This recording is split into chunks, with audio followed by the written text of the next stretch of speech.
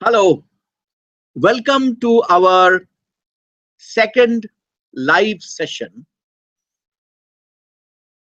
to answer your questions and requesting you to participate in a discussion on our course Marketing Management 1. We have interacted for last 8 weeks on this topic. We have received many questions on the forum time to time, and in the last few days you have posted many questions where you have doubts. Today, this live session is going to you direct on the internet through the Hangout. Also, we are recording it, so it will be available as a normal recorded lecture on the or a session on our course website.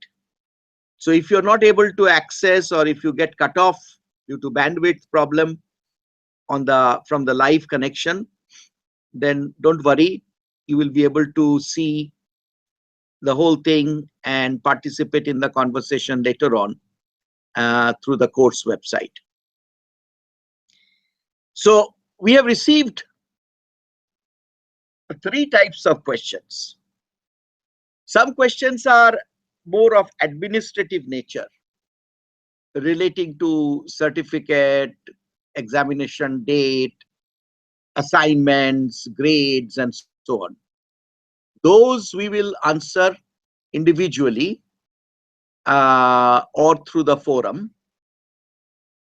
But today's session will be dedicated to subject matter questions. So questions on different aspects of marketing will be taken up. We took up few of those in the last session. Today I will start with this question, which has come from quite a few persons, that what is the role of marketing research in new product development? This is a very interesting question. Now we'll divide this in 2 parts. If it is a B2B product, industrial product, business to business marketing product, then as you know, the demand for a B2B product is always a derived demand. So maybe Maruti is going in for a new model. They will need a new kind of steering system or window regulator or lights, lamps. So the demand for the new types of lights or the new type of window regulator and the design requirements will depend on the design of the main car, and the demand will depend on the demand of the car. So because it is a derived demand, in market research for a new B2B product, you have to focus on your major customers, and on the basis of the inputs that you receive from them on market conditions or on their plans or on their design, you come to conclusions, and those become your market research findings. But in case of a normal consumer product, B2C product, we have market research of 2 types. Remember, we are discussing about market research for a new product. So if it is a incrementally new, that means it is similar to the products. So it is similar to the mobile phones that are available now in the market.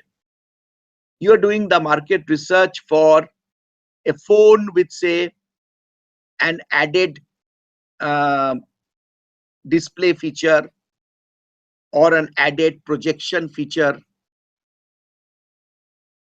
or for example a feature where some Microsoft phones have now come with this feature that you can do your document editing, etc., from the phone, plug to a bigger screen and so on. So the phone almost behaves like a normal Windows computer. Now this kind of incremental change, what will be the market size due to this incremental facility, that can be derived from the trend of sales of similar mobile phones. But if it is radically different, if it is a truly new product, then the market research has to be both qualitative and quantitative. Incidentally, I am in this part of the question, I'm also responding to another good question that we had received, that what is the difference, or I think the question was that yes, what is the difference between qualitative and quantitative market research? So qualitative market research, like focus group discussions or like long-term observation of the consumers, or participating in the consumption activity along with some consumers, kind of an action research, are all very good methods when we don't know, or rather the customer doesn't know about the features, capabilities, properties, attributes of this new product. So it is a radically new product, not known before. So like, for example, if you go back to those days when there was nothing like a tablet or pad. So there was phone and there was desktop, or there was phone and laptop.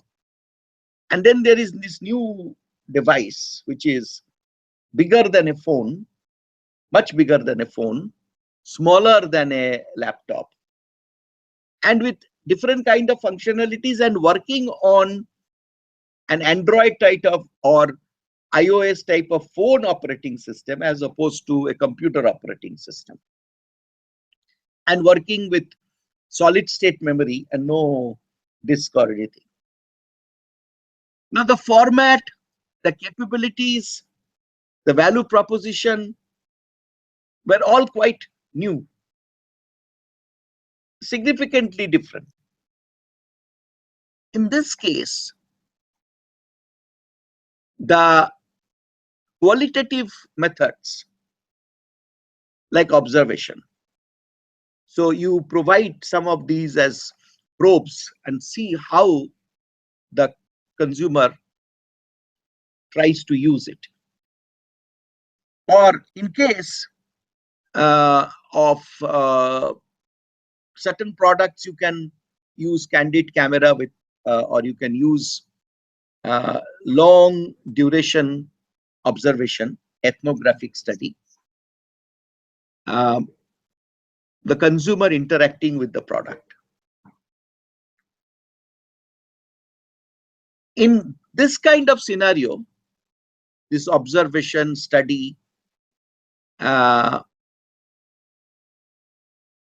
focus group discussion, that means we invite customers of that type, our target type, and we have a group, and we also have some control groups, and then we discuss with them this product, show them prototypes, or maybe show them a working, and then have a discussion. In this, there is a sort of, one can suggest a loose or flexible structure, which can be called EDIPT. E means explore for developing empathy. So this empathy part is very important in this qualitative market research. So empathy is your ability to put yourself in the shoes of the customer.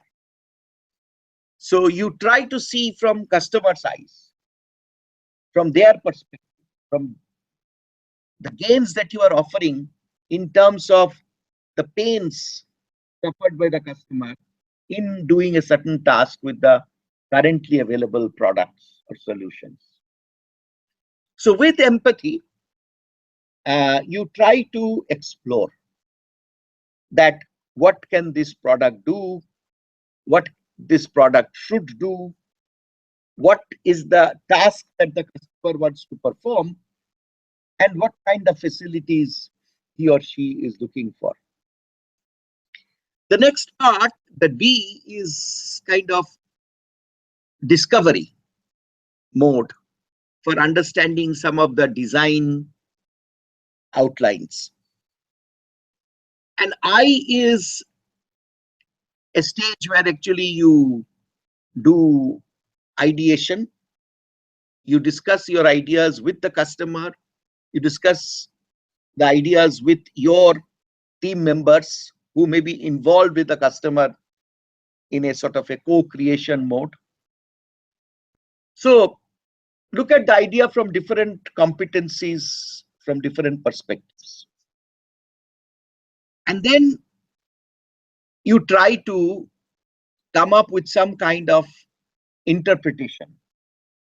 And based on that, we do a very interesting stage, which is normally not done in a usual market research, but here in this sort of qualitative market research based on design thinking, we can then do some prototyping.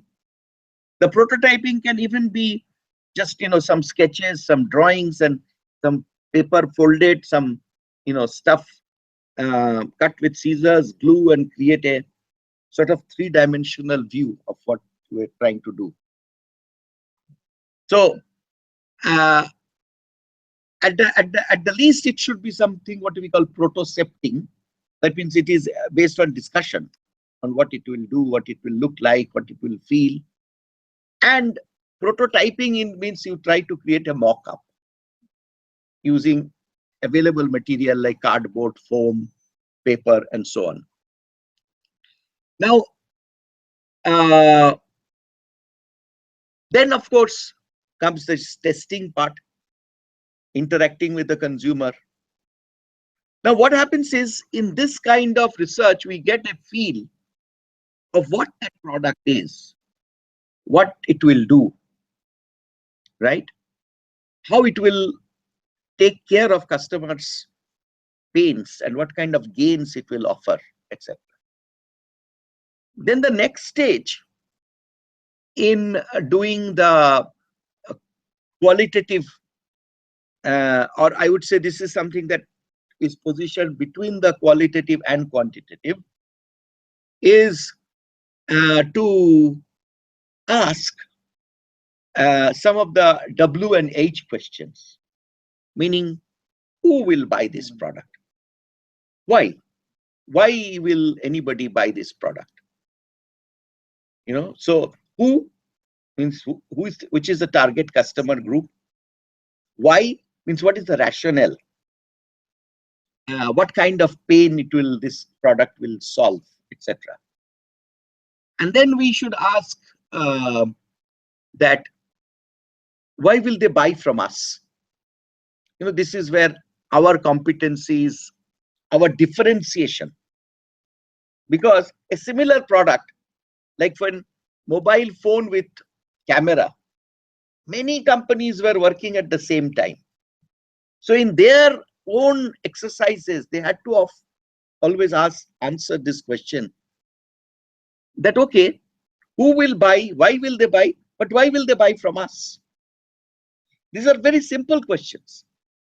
But if we answer these questions, and will they continue to buy from us?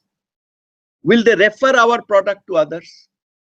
This will tell us the size, because once you know that, okay, this product, who will buy this product? This product is a specially designed laptop. This product is a specially designed mobile phone meant for young professional women, right? Once we say that who will buy this product and why they will buy this product, we can then easily create from the different types of databases that are available publicly, we can create a certain reliably testable market size. That okay, 25 to 35 age group professional women in Bombay or in Delhi. We can get from the census data and other data some size of this market, right? Once we have that, then you see it is possible for us to go to the next stage, which is more quantitative market research. Because then we can say, okay, this is the total market that can be addressed. And then we say, okay, this is the size of this 25 to 35 young lady professional market in Bombay, Bangalore, Delhi, Calcutta, all put together. This is the size is X. Of X, I first decide that I am going to launch it in Bombay. So I can then take to the next, that is the market I am addressing. So one is the total addressable market, and the second is the market that I'm addressing, right? Or want to address. That size, once we know, then we have this very interesting model, what we call ATAR. That means A stands for number of people who are aware of our product. T stands for people who have had an opportunity to look at our product, touch our product, have participated in some kind of trial, whether it is in the mall when someday we had a demonstration, or we participated in an exhibition and showed this product and people came and played with the product. So if therefore the 100,000 people are aware, they have been touched by our mailing campaign or on our social media campaign, these are the number of people who have put likes. So 100,000 people are aware. We then take a subsection of these people. We say, okay, maybe 30% people had an opportunity to try of this 100,000. Okay, then we multiply therefore by 0.3. This original possible market of 100,000, which we can call A, then we A multiplied by the people, percentage of people who have tried. Okay, A into T. Then we say, okay, 50,000 people have tried, but my initial distribution strategy is such that maybe half of these people will find the product readily available. Okay, then we multiply that by the second A, ATA, and then comes R, right? So in that R will be the people who we will think about repurchase, etc. Even if we ignore that, if we just take ATA, that gives us a nice estimate of what can be the market size of a new product, which has been first conceived through the design thinking, which is that EDIPT model that I talked about. And then we apply this, we answer those questions that who will buy our product, why will they buy our product, why will they buy from us. From that we give some sort of contour to our target market. Once we know that, then we can define the A. That means the market size that is aware of our product or offering. Then we can multiply that by T, the number of people who have had an opportunity to try it out, and then we can multiply that by a percentage factor to indicate availability, our distribution strategy, and that will give us the ability to take to the next stage, which is the quantitative stage. In the traditional quantitative stage, we can, frame questions,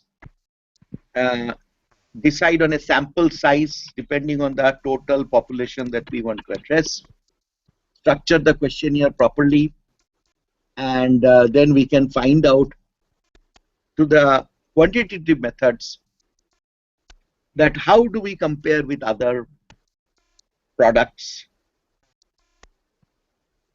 and from that we can conclude that what percentage of the target population are likely to buy our product. So then we can go to a quantitative market.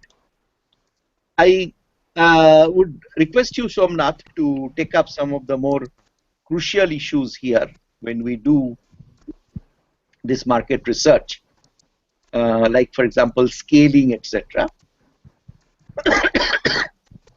Also, when we have data available for similar product, sale of similar products, then how we can do quantitative forecasting. These two topics, then you can take it. Okay.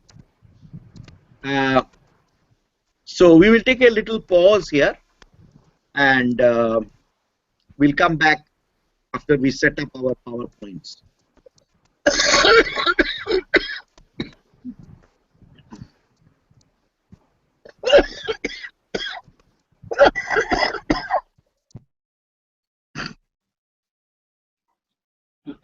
Yeah.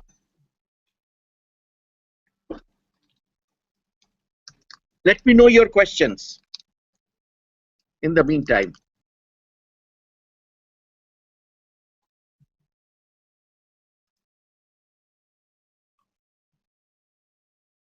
Speak to your microphone, computer microphone, if you have a question.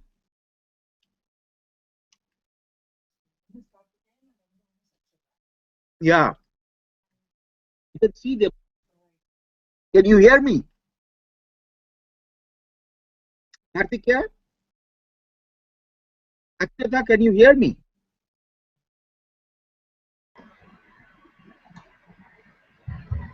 Hello, yes, sir. Yeah, you have a question? Hello? Do you have a question?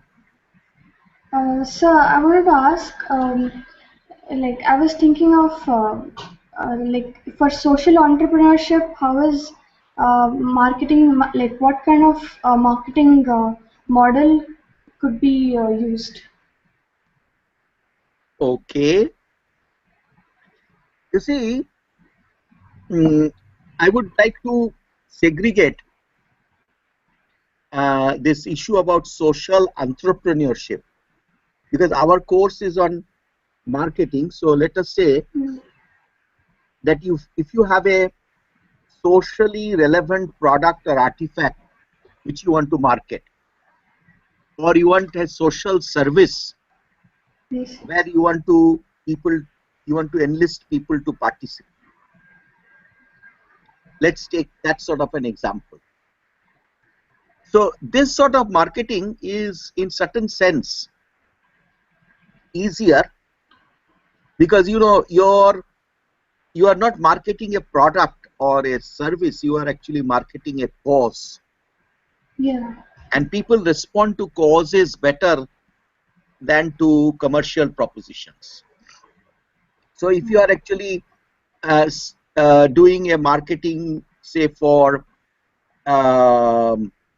raising funds for setting up a school, a series of schools or a chain of schools for villages, for village girls, for example. Or you are trying to, that is one kind of, where actually the cause is very tangible. Or you can be just marketing an idea, like the Swachh Bharat, or say toilets in villages. So that is an idea which you want to market. So here the normal marketing rules will apply almost. Here there is no apparently no price, because people are not actually paying, because you are just transmitting an idea. But in reality, the exchange, the fundamental axiom of marketing, that consumer is actually giving you attention, that consumer is actually giving you time, that consumer is actually going to later on respond to you in some way. So even if there is no money transaction involved, there is certain other, some resources in the command of the consumer, like time, like effort, like a vote, or like propagating to others. So there is something that the customer is giving in exchange of what you are proposing to the customer. So that exchange works. But here, of course, in that sense, you have a cause, and the customer responds to the cause. So the emotional part of the marketing appeal is stronger in such cases. There is a greater amount of trust in this kind of exchange. But the important point is, because there is no consumption of the material nature, there is no profit motive of the material nature involved in this equation. So there's, from the seller side, it is not exactly profit oriented. You may even Ramakrishna Mission have to generate surplus, because otherwise they don't have the resources to grow. But they don't take it as a dividend and take it home. They redeploy the surplus in the organization. But in some cases, you may be doing it without any motive of generating wealth for yourself, which will be appreciated by the consumer. So Ramakrishna Mission's appeal, or any other such voluntary organization, when they appeal for a social service and try to raise donation, then the initial response is usually better than a normal marketing approach for selling a goods or service.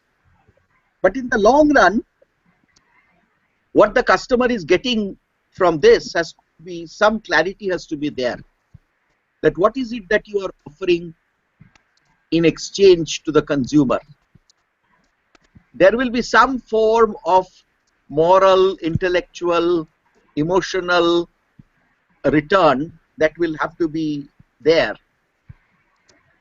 Some feel-good factor will have to be there to make this sort of marketing successful. So it's a long subject of doing this marketing for not-for-profit organizations, or marketing for non-corporate organizations. But fundamentally, there are many issues involved. Fundamentally, the basic model of exchange, that means you have something, you have a proposition, and the consumer has a return payment of a certain type involved here as well. Only thing is here it is not a payment in kind. It maybe it is a payment. It is not payment in money. It is a payment in kind by time, attention, and so on. On the other hand, you are not actually offering in exchange a product or a service, but you may be offering certain kind of emotional, intellectual, spiritual satisfaction or feeling good. And you'll have to therefore craft your value proposition carefully. What is it that you are bringing in the exchange? And what is the customer you want the customer to bring as exchange? Then your marketing strategy will become clearer. Thank you, sir. Thank you.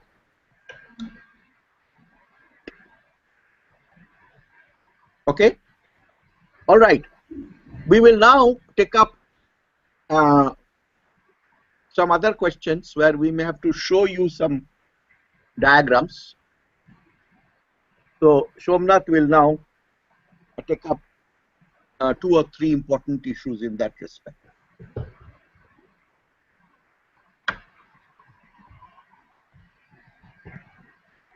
So now we are going off from the internet. This part of the program you will be able to see on our course website. Thank you. Thank you, sir.